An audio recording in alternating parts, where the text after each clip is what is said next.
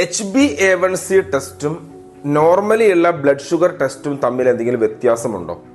Blood sugar നോക്കുന്ന സമയത്ത് അല്ലെങ്കിൽ പ്രമേഹം വരുന്ന സമയത്ത് നമുക്ക് ഏറ്റവും ഈസി ആയിട്ട് ചെക്ക് ചെയ്യാൻ പറ്റുന്നതാണ് നമ്മുടെ റാൻഡം ബ്ലഡ് ഷുഗർ. അത് ഭക്ഷണത്തിന് മുന്നേ ചെക്ക് ചെയ്യുന്നതാണെങ്കിൽ FBS, ഭക്ഷണത്തിന് ശേഷമാണെങ്കിൽ PPBS.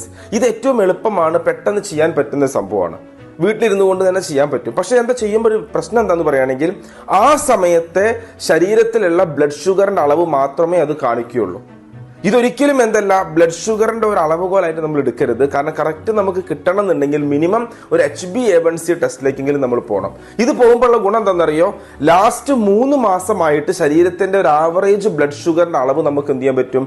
HbA1c കണക്കാക്കാൻ പറ്റും. അപ്പോൾ ഒന്നുകൂടെ കൃത്യത വരുത്താൻ നമുക്ക് ഏത് നല്ലതാണ്? HbA1c നല്ലതാണ്. പക്ഷെ HbA1c ടെസ്റ്റ് കൃത്യതയുള്ളതാണ്.